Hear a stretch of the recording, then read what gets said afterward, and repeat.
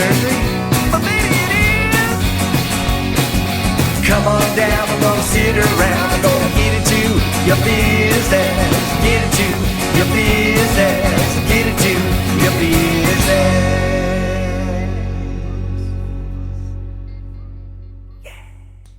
Welcome to the Small Business Miracles Podcast. I'm Jeff Randolph. This small business podcast is brought to you by EAG Advertising and Marketing. We're going to talk about marketing. We're also here to celebrate entrepreneurs. We have marketing news and advice that business owners can use to keep moving forward. This week, we sit down with Katie Ervin and Jenna Scott from Catalyst Development. But first, we've got another small business marketing tip to talk about. In today's marketing tip, we're going to talk about responding to online reviews. And we've said several times, you should be responding to online reviews, right? The stats will say something like 96% of people will read an online review before they make a decision. But only 6% of people will write one. Now, if you think about all of the times you've been motivated to write a review, how often is that a negative kind of feeling that motivates you versus a positive feeling that motivates you? We're often going to get some negative reviews, and those may end up, on balance, being more frequent than a positive review would be. So we have to encourage those positive reviews, of course. What I want to talk about today in today's tip, though, is who are you writing to? Who is your audience? When you're writing these responses to a review, you should always respond to those reviews. Let's take a good response. Let's take a good review. And somebody said, "Hey, I love this store. It's great."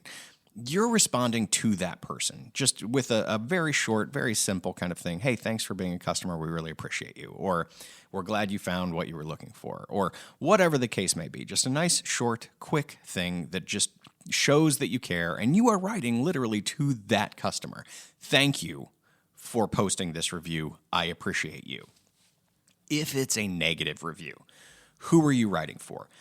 I would recommend you don't write to that person. Don't write with that person in mind, that negative review leaver in mind, because that person is a terrible person. You're just going to fight with them back and forth all the time. So instead, your audience, when you're responding to a negative review, is someone who is going to read that review next. It's not that person at all. It's whoever is coming next. You're writing to a future audience. And so the kinds of things you want to say in that review response are really, positioning yourself and your service, your product, whatever that is, for the next person. And so you can say things like, "Hey, I'm sorry that didn't work out for you," or "I'm sorry that you had that experience. That's certainly not what we are going for. Please contact me directly at blah, blah, blah so that we could fix this problem." When you approach it like that, you're giving the next person, that next audience for that review, something that they can go on and say, "Oh, well, they're certainly responsive. This doesn't, even though this is a negative review, it seems like they genuinely care." And that puts you back on a better footing for the next customer that walks in the door. And that's our tip for today. Get into your business.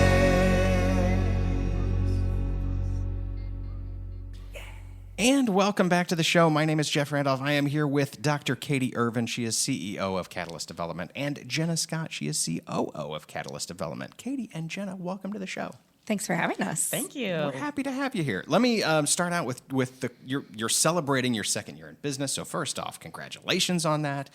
Catalyst Development is a leadership development company that focuses on meaningful skill development. Tell us what that means and what Catalyst Development does. Yeah. Well, we're really excited. We've been telling people we're still in the toddler phase. So we're still kind of teetotaling through business, which any parents or aunts and uncles out there totally get it. So we're fumbling through but really making impact. And so what Catalyst Development is, we tell people we're not a why you should be a leader. Like if you don't know why you should be a leader, watch a TED Talk. Sure. There are TED Talks out there for that. It's fantastic stuff. Just Google leadership. You'll get, 5 billion views or clicks. So do that. But we actually teach those meaningful skills. So I was corporate HR for 14 years. And then I went into higher ed for another 12 plus years. And what I found so often was people had the skills. We just didn't talk about them, teach them, really lean into how they use them. And so about 2.5 years ago, we started kind of talking about Catalyst Development, and I was kind of doing it as a side hustle because so many companies know that this is important. And then the opportunity came along where we were like, okay, let's do it. The universe has told us it's time. And so now we work with clients, nonprofit, for-profit, local government, federal government, everything in between, and just go in and teach early career, emerging leaders, senior leaders, all different levels, how to use their skills that they already have or how to grow those. Yeah, we actually had somebody on, I think it was a group talk that we were recording and facilitating, where they were talking about leadership and where leaders have great development opportunities, and we really focus there. But the emerging leaders, those middle level and below, we don't have quite the same kind of resources. So it seems like that's a great spot to be in to actually care for what the market needs. Yeah, and we love senior leaders and the decision makers. They're fantastic. But it's exactly right. I mean, we see it so often where it's those early career or I call them kind of the frozen middle. We're actually doing some programming for them now that, you're just in a tough spot. And also, you can't just fly out of town for a week-long conference. You got stuff to do, and no one's going to send you to Harvard Business, which is lovely, but they're not going to send you to the business school when you're 24 years old, just starting out your career. So what can we do here? And that's why we created what we created. Outstanding. Let's talk about some of the other programs you have going on. You're starting to recruit for your 2025 Leaders Institute for your third cohort. I noticed that leader is in all caps, and then the S is just on the end of that. So it makes me think there's something going on behind that. Tell us about leaders and what that means. Yeah, I'm going to let Jenna talk about leaders, and then I'll tell you about the little S. Okay. So we love a good acronym. We call things different acronyms all over our business just because we're cute like that, I guess. Right. But so Leaders is our core program that we offer to people around Kansas City. Most of our clients come to us and we go into a business and then facilitate for a group of their leaders that they choose. With the Leaders Institute, what we do is we bring people from all other areas of the city. We put from big corporate companies and banks all the way down to nonprofits, and we invite 30 of them in at 3 different levels. That early career that we talked about, that middle, and then that strategic leader as well. Oh, gotcha. And we put them all together. And what we do is we have a 3-hour session, and each of them goes through content with us in the first hour. The second hour, we take them and we break them into their peer groups to where they're talking about the way they're using that skill, how they develop it. And then we put it all back together and we put them in interstage conversations where an emerging leader and an early career and somebody who's more strategic can sit down and talk about what it looks like from different perspectives so that they can really start to learn, hey, I might be a strategic person, but this early career has some great ideas. Let me use that to implement. And there are 6 different sessions, which are the acronym of LEADER. And the S, I'll let Katie talk about the session and the descriptions, but it's a super fun program because so often we go to these great facilitations and we go to these conferences and then we don't do anything with them, right? Like you go and you're like, oh, this is great, I have so many notes, and then you never look at that notebook again. You're like, oh, well, I forgot all that. I put that away, Yeah. and that's on a shelf somewhere. Yeah, and you might have one little nugget that you pull away, but really what we love to do there is put them together, let them go to lunch afterwards. We have some of our groups that have really just started grouping together and networking. And then the off months that we do this, we have networking sessions where they really deepen their relationships. They find new places in Kansas City that they've maybe never been to. We really love to try to highlight nonprofits in those networking sessions. Yeah. And then we put the cohorts from every year previous in with them. So they get to not only meet their own cohort and start talking to them, but those who have been through it before. Outstanding. Yeah. And yes, this S, because it's Yeah. leader is all caps. Yeah, leader is all caps, and then the S is little. And so leader spells out our sessions. So lead, engage, accept, develop, effective, resilient. And so we have core skills under each of those. And then the little S is so what? So what are you going to do with it? Like, we've given you the skills, we've helped you grow the skills. Everything we do, whether it is a speaking engagement or corporate engagement or this, we have toolkits, homework, downloads, whatever. So they have homework they have to do. So what are you going to do now that you have this? I like the so what in particular. When we're doing analytics and we're telling a client, hey, how did it go? It's the here's what happened, but now so what? What do we do with that? And putting it into action. So I like the way that you're you're facilitating all that. This is your third cohort. You've got 2 other ones that they've survived. They're still going. Okay. They've survived. Good. And actually, I saw one of our cohort 1, and he said, #best cohort. And I'm like, Okay, let's go. So our current cohort, our 2024 cohort, just finished their third session, and so they'll have networking this month. They'll have their last session in November, and then they'll graduate in December. So our 2025 cohort will start in January, and we map that out for them. But what we're finding is, as people are getting to know about it, we only have 10 spots at each level. And we also are very intentional about how we fill those seats. There's not necessarily an application process, but we want to make sure that there's people from all different backgrounds, walks of life, experiences, that they can really come in together and learn from each other. So we may have someone from wildly low socioeconomic that we give a seat to a bank executive that they're sitting next to, and they're going to realize they're going to learn so much from each other. It's about time somebody does that kind of thing. Well done, guys. Thanks. That's the right approach, I think. Thanks. Well, and we're so excited because we just passed trademark. So our program is now trademarked. Excellent. In the United States. Nobody is doing it the way there's phenomenal programs out there, but no one's doing it the way we are. So if you could, as you listen to the podcast, go back and put an audio TM next to leaders. That would help us out a lot. You're also an author. Who wouldn't love the title of your book? It's called You Might Be an Asshole, but it might not be your fault. We'll link to this in the show notes, of course, but because 3 of our listeners are, in fact, assholes. So I appreciate that you're writing to them. It's a book about good leadership for everyone. Tell us all about it. Yeah. And it's funny because I start in the beginning of the book and I'm like, there's no science behind this. I haven't done the research. I'm not that kind of doctor. I'm a qualitative researcher, not quantitative. So I love stories instead of numbers. There are some people out there that just want to be an asshole. And this book is not for them. Get your money back. Pass it off to your friends. Sure. You're not going to like it. That's right. And that's okay. Everyone's on their own journey. But it really, it tells the story of a guy named Mike who, at the beginning of the book, everyone thinks he's such a jerk. Like, how did he even get here? What is he even doing? And then what we find out as we get through the book, spoiler alert, is that he's really not. He's just never had the skill development. He's never gone through the leaders program. And nobody's had a kind conversation with him.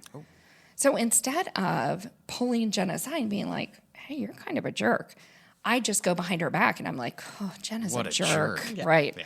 And so that's the story we tell people. And that's why I was so compelled to write the book. The fun thing about the book is they're all true stories. There are mistakes I have made in my career coming up. There are mistakes we've seen other people make. It's really funny. People who know me are like, I know who that person is. I know who that person is. But it just really is. And then in the spirit of, at the end of every chapter, there's reflection. We have a companion guide that goes with it. We don't want you to just read the book. We want you to work through the book. Oh, sure. And on that topic of working through the book, you have other products that you've put around this book, right? This is the book club and book talk, and you're speaking on the book and workshop-y type things, right? Yeah, it's really funny because someone told, Elena Mueller, who wrote Coffee, Lunch, Coffee, who's so fantastic. She was like, once you write a book, people are going to be like, okay, now you have all this experience. And it's like, you know what? I don't have any more experience today than I had yesterday. I just know this stuff really well. There's a lot of stuff I don't. But it's really fun to do talks about the book. We go out and, I'll do keynotes. But then also we've had some people reach out to us and start doing book clubs and book talks and bringing us into their business. And we thought, as we're working through the next half of the year strategy, we really need to put some flyer behind this and some work behind this. And so that's what we did. And so we're going to start offering that. And so people can get discounts on the book and they can bring us in to facilitate conversation around it. Outstanding. Yeah. The coolest thing about the book, though, is that it's also all of Katie's doctoral research. And so, there's 1,000,001 consultants out there doing wonderful things. We love them.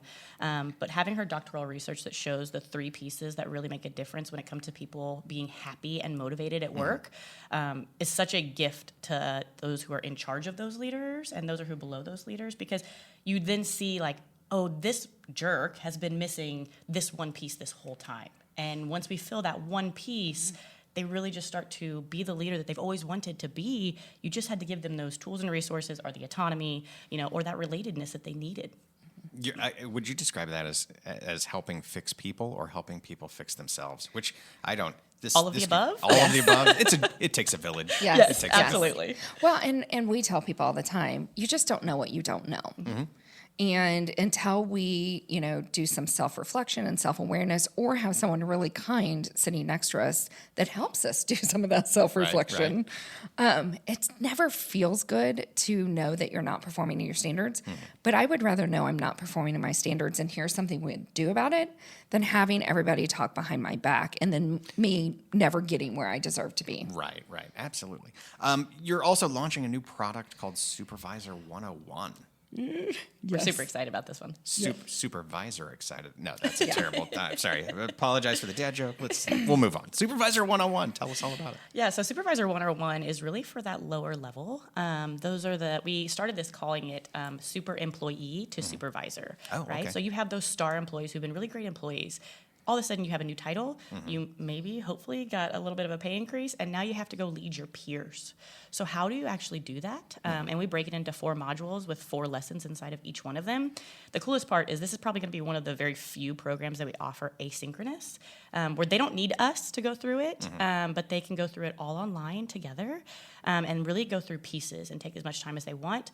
But the one thing we want to be really intentional about is making sure that it wasn't overwhelming. So each module is only about 40 minutes in total because we want each section to be about 10 minutes for them to really be able to think, do the same things that we were talking about with that reflection and things like that. There's homework. There's a toolkit for each one of those. But it's really that love note to that early career who's starting to move up into some leadership positions to say, hey, we don't want you to be a jerk later on in your career. Let's give you the tools now so that you can understand how to set your foundations and then build into the leader you want to be. Oh, outstanding. Well, and we think, congratulations, you're getting promoted today. And then you go home and you have a celebratory dinner and you tell your loved ones and you pop whatever you pop and have so much fun. And then you go to sleep and then you wake up the next day and you have no more new skills. Like you didn't. Right. No fairy delivered you these management skills. And so these are truly those kind of people skills that you need. And I had a client say, is this just for new supervisors? And I'm like, if you guys need to create some common sense, if you need a base level, then I recommend everyone go through it.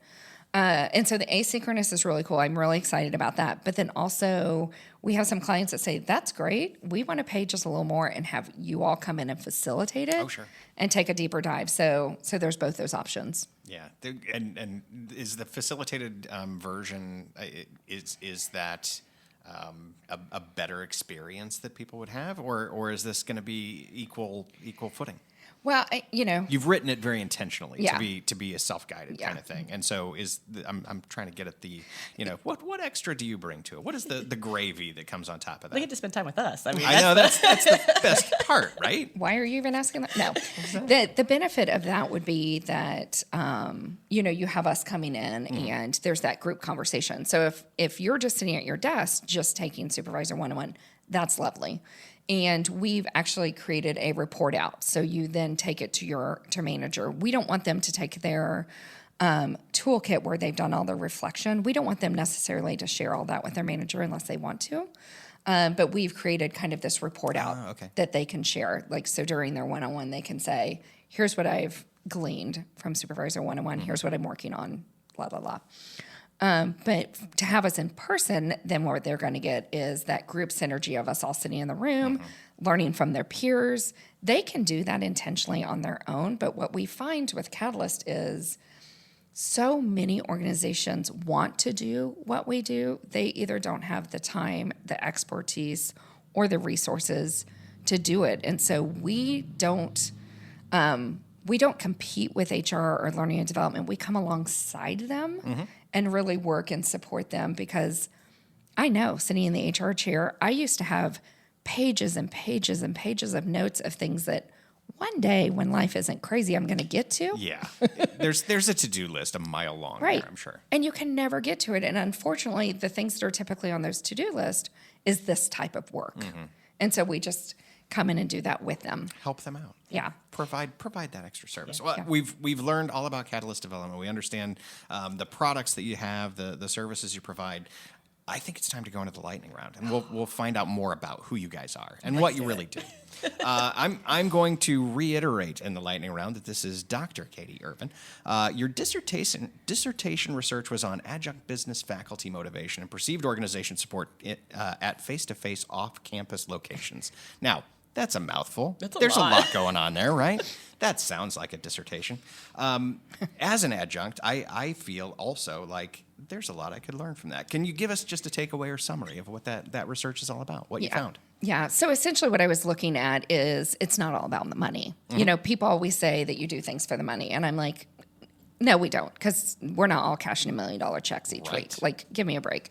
Especially for adjunct faculty, you know, everyone thinks you're making big bucks. You're really not. And so at the time I worked at Webster University, and I had phenomenal adjunct faculties that weren't doing it for the money. And I was sick and tired of hearing that.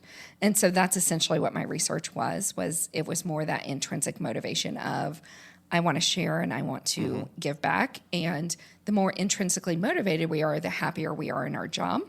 And that's not that carrot and stick, like I'll give you a paycheck and you do the to the job. And then very naturally through my research, it was like, oh, there's no workplace model around this type of work. So then that's where I dug my research deeper. Oh, fascinating though. I'm into that. Again, I am an adjunct marketing professor, and so I get to teach all the marketing courses in the graduate program at Avila University, and so lots of fun. But yeah, we don't do that for the money. That is definitely not it. Right.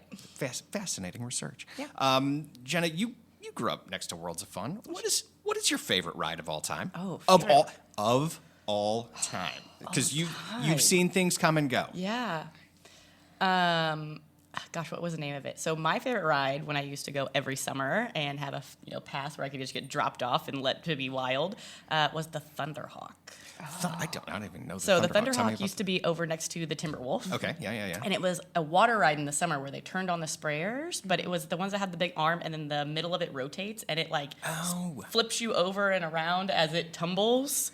It was one of those. I don't think I could ride it anymore. That's right. There is a limit. Yes, there was a limit to that. But that was probably my favorite because it was a water ride, but it was also a roller coaster at the same time. So that one was probably my favorite. Oh, that's fascinating. I don't think I even did. I blink and miss that? Or maybe that was just a long time. Maybe it was just not. That was probably just not. It was kind of back in the back corner of the Timberwolf area. Like when you got off the Timberwolf, it was right there. That could be. I would stop at the Fool the Guesser booth. That was really, I'll see if you can guess my age within 3 years. This would be an all play. If you could have more money or time, which would you choose? Oh. Time. I would choose more time because I can find ways to make more money if I have more time. Yeah. Time for me. Yeah.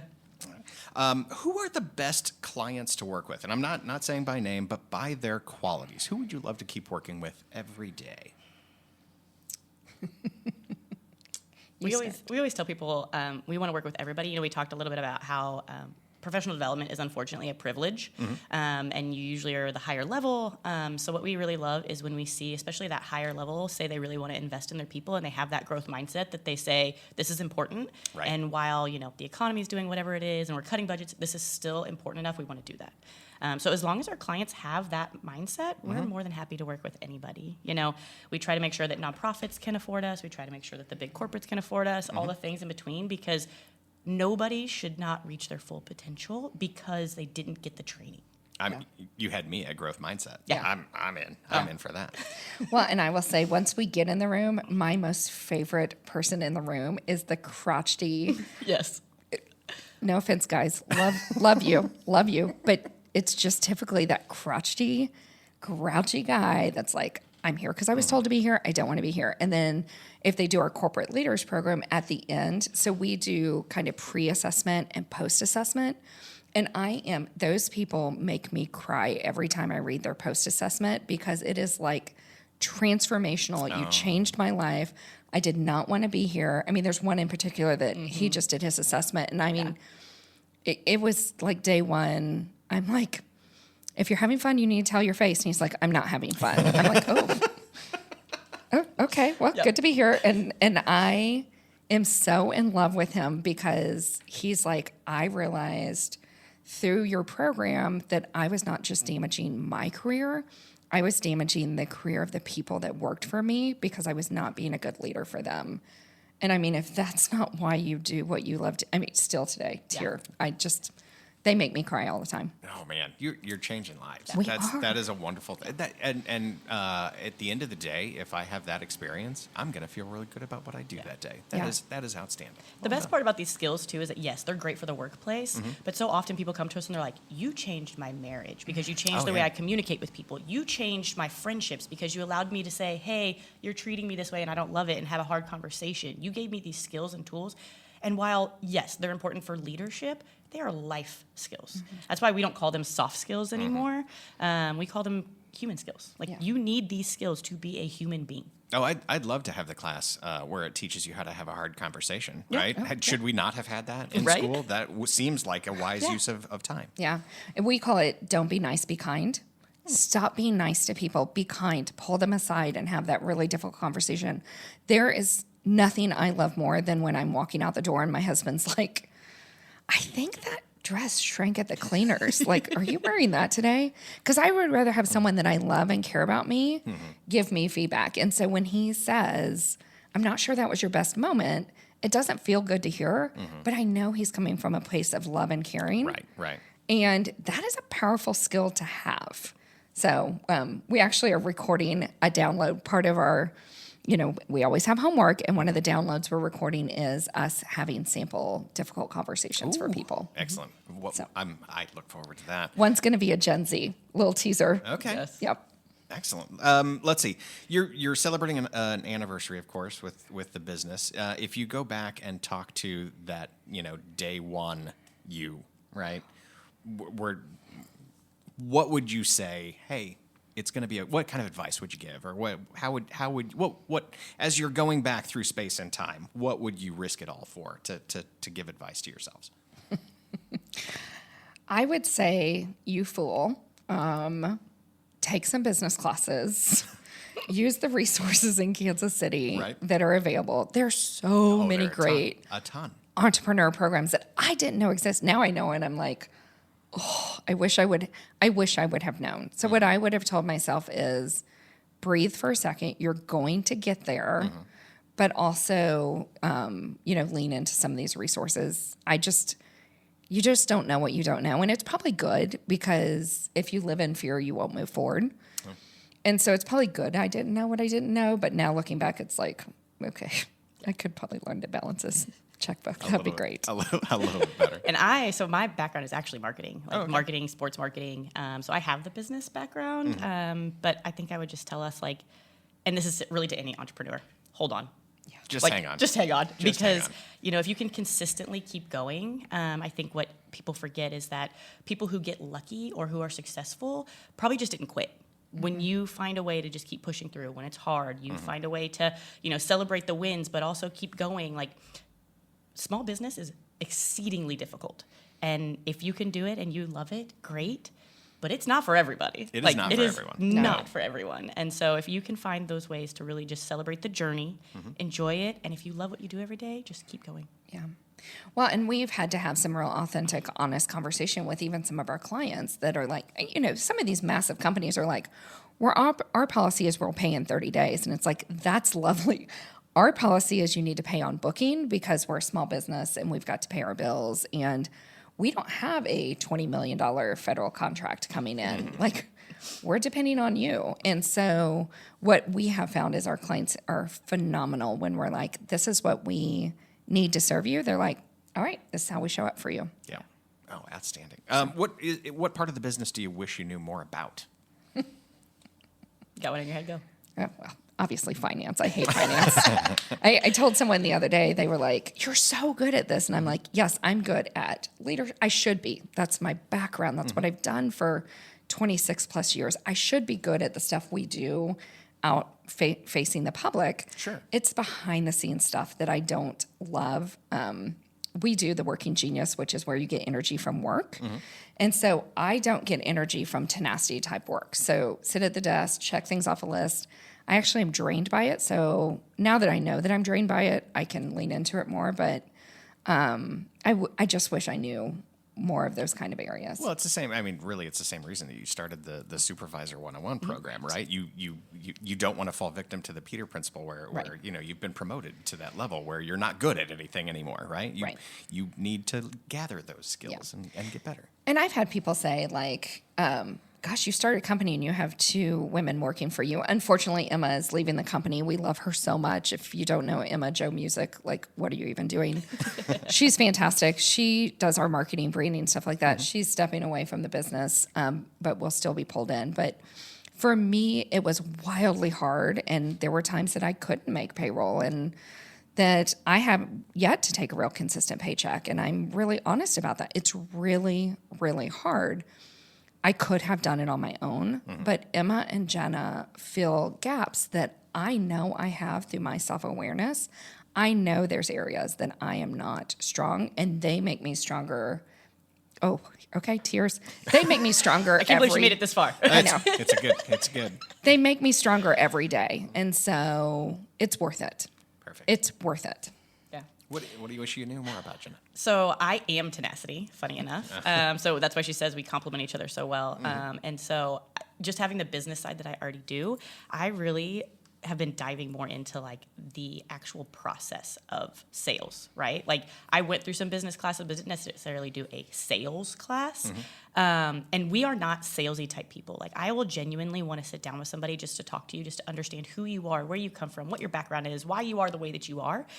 But that doesn't bring you dollars, Yes. right? Yes. And so sometimes I think as businesses, we forget that you can do a lot of really great things and you can be relationship oriented, but you also have to think about KPIs. You also have to think about processes that bring dollars in the door. You have to know how long they are. You have to know what it takes you to close a sales cycle. You have to have these things down. And if you don't, you're just shooting fish in a barrel, right? Like good luck, because you have to have a full process in place.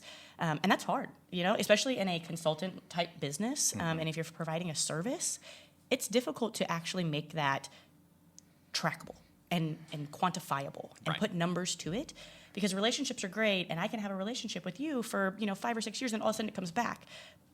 But that doesn't mean it's going to keep our business moving. Sure. So that side of it is always really neat to me. I'm just a nerd like that. And I love the numbers and things like that. And just like those little tweaks that we can make to make things really work. Yeah. If I weren't sitting here in front of you, I'd think perhaps you're AI, because everything you're doing so far is amazing. You're just tenacious and getting out there and starting this business and very self-aware, and you're really hustling with all of the new products that you're creating, and all of the work that you're doing in the community. You're building a business at the same time as you're helping all of these other people. And I'm going to end my lightning round questions on something that makes it where I have to question: are you guys really real? Does this happen? Because it's the volunteer work that you do as well. Katie, you're on the board for Goodwill of Western Missouri and Eastern Kansas, and Jenna, you work with Big Brothers Big Sisters. Yeah. How do you even have time for this? Okay, don't answer that. But tell me a little bit about what you're getting out of those experiences that just provides that extra warm hug of a blanket at night before you go to bed. Yeah. Well, in our family, and we just believe in, we are wildly privileged, and we are wildly fortunate to have the family that we have and the connections and relationships we have. And I know that not everybody has that. And I know not everybody has the opportunities that I've had through life, good and bad. And so I believe that it's important to give back and to show love and to use what I have for good. And so it's funny because I was having a committee meeting for Goodwill, and I'm on the finance committee because, again, I hate finance. And so I thought I need to learn more and lean in and do this. And but I've also told every nonprofit I work with, and we have a nonprofit rate because we know they don't have the budgets that everyone else does, and they're doing the best they can. But I think it's critically important, just as a human, to be able to share my skills and resources with others, and that gives me energy and gives me life. And I encourage everybody to find a nonprofit that speaks to them, and you don't have to serve on a board. I mean, just volunteer. Yeah. Go out, volunteer, do show something. up. Yeah.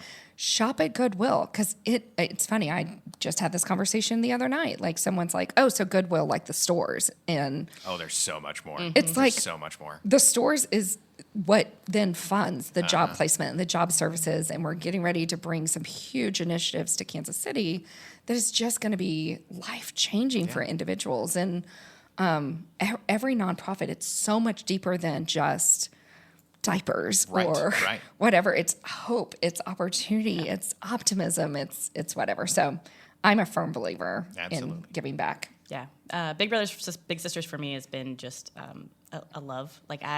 So when I started with Big Brothers Big Sisters, their mantra was defenders of potential. And from the moment that was there, I was like, okay, fine, you take, what do you want? Because I'll do it, right? Similar to Katie, I am very fortunate. I had fantastic parents.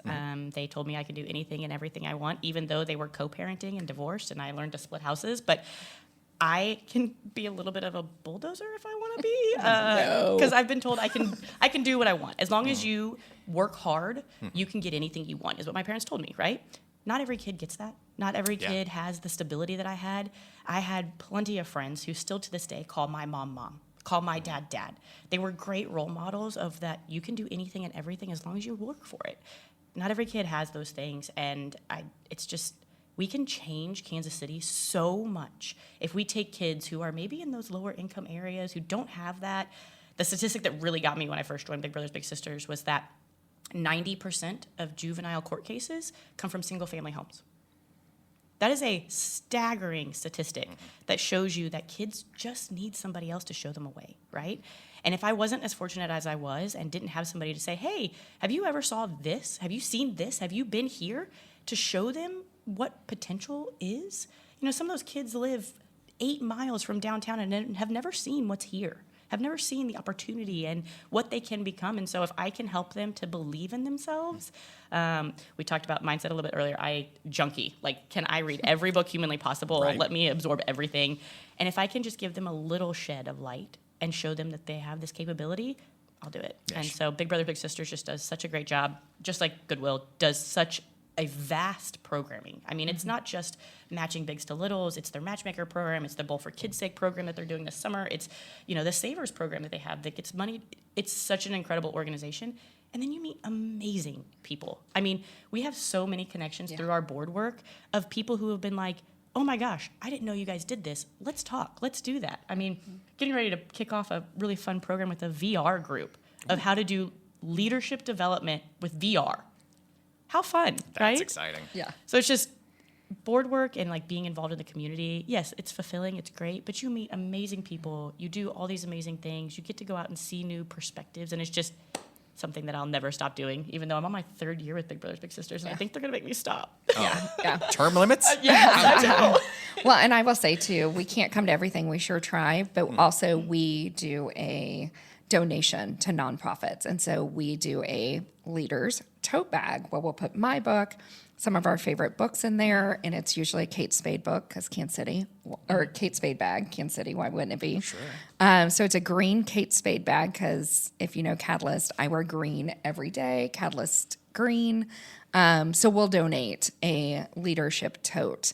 And we've heard from some nonprofits that there's some juggling and jarring and fighting over the silent auction item. So if there's any nonprofits out there, we have a limited number we do each year, but we do love to donate silent auctions. Man, I don't think I couldn't end the lightning round any better than on that. That is outstanding. You've survived the lightning round. Congratulations to both of you.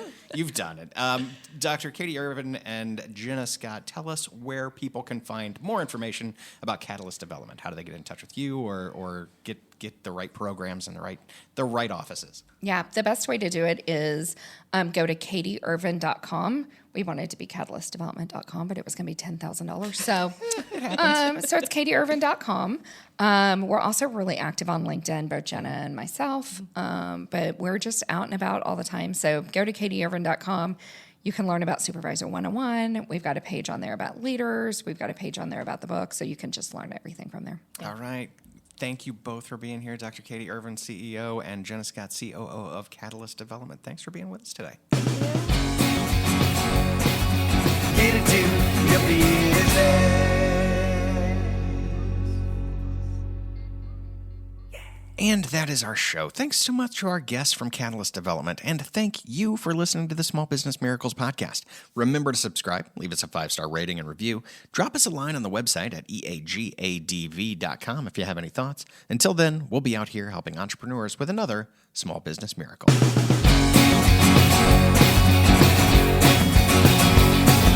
Talk about strategies and all the capabilities, building all your hopes, dreams, and all the possibilities. It ain't rocket surgery.